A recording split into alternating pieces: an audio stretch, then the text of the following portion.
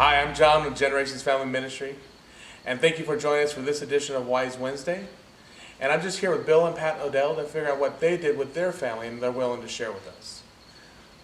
Hi Pat, hi Bill, how you guys doing today? We're fine. Yeah. Good morning, John. Good to be alive. So give us a little background about you guys. How long you guys been married? How many kids do you have? How many grandkids do you have? How many great-grandkids do you guys have? We got married on July the 4th, 1957. So we've been married 63 years. It's a long time. What did that produce, Bill?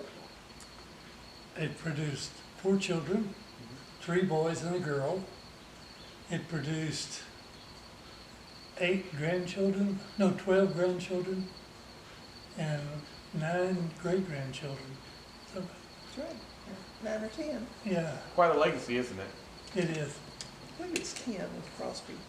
When you take a picture of the whole family, you look up there and you think, did I start this? But quite a heritage, quite a blessing to us to see all those people. And you know, I know you. I've known you guys for going on 2 years now, and you know, really, just hearing about you guys and what you guys did with your children. Did you guys do anything purposeful to raise your kids and to pass your faith down while you were raising them?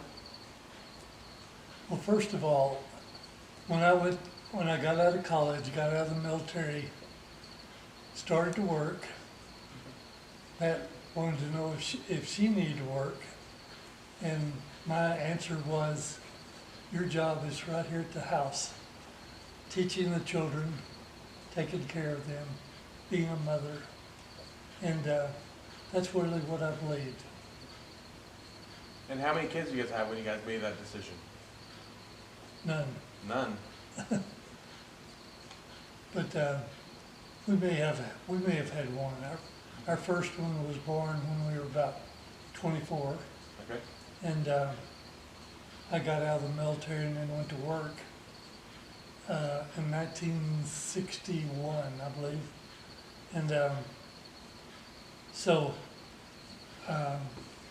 we made some decisions about how we were going to raise our family, how we were going to live ourselves as a family and as parents.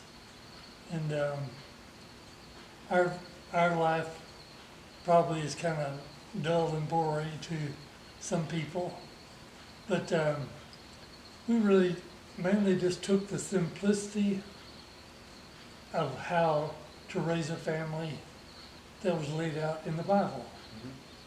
And rather than create your own, we thought it'd be better to listen to the guy that created us in the first place, because he knew a little bit more about us. Yeah. So we listened to his instructions. That's good. And I know, Pat, we've talked quite extensively on a thing that you actually consider very important when raising kids, so they could stand firm in their beliefs. Can you tell us a little bit about that? We have always been a family that went to church. So that is as natural for our children as it is for yours. It's just what we did. But able to stand firm in your faith, you need to have examples you can refer to and see how God does answer prayer, that you are favored by God, and the things the Word says are true for you. And that's what we tried to expose them to. When we would acknowledge God had intervened in our behalf, we would teach them that. And today they're all believers and serving God. So that part of our life has been very successful. I've also noticed that when you're speaking to our kids, you're always giving them little words of affirmation. You're always telling them, that is fantastic. You are great. How wonderful are you? Now, did you do that all growing up with your children also? I did. In fact, when I knew we were going to do this interview, and one of the things you wanted us to speak on was how we instilled confidence. Yeah. And I, in the natural, began to hear their confidence came from being musically talented.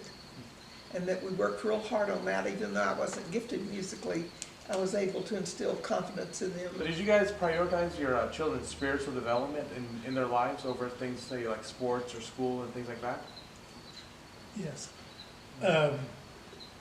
It wa Going to church was not something you made up a decision on every Sunday morning. You just went. And I remember all of our children were close, little stair steppers. And I remember one of my favorite stories is on Sunday morning, Pat had already polished her shoes and cleaned their shoestrings and had all their clothes laid out. But Sunday morning, we had an assembly line. Pat got in the bathtub, washed a child, gave it to me. I put it out on the counter, dried them, put a diaper on or shorts or whatever, and started the. So we did that with 4 children, bang, bang, bang. And it was just a routine. No one said, "Are we going to church again today?" No, they didn't say that. It was never discussed. Yeah. I prayed for the children at home a lot. I prayed for them before they had tests. I prayed that God would give them supernatural ability to remember, accountability.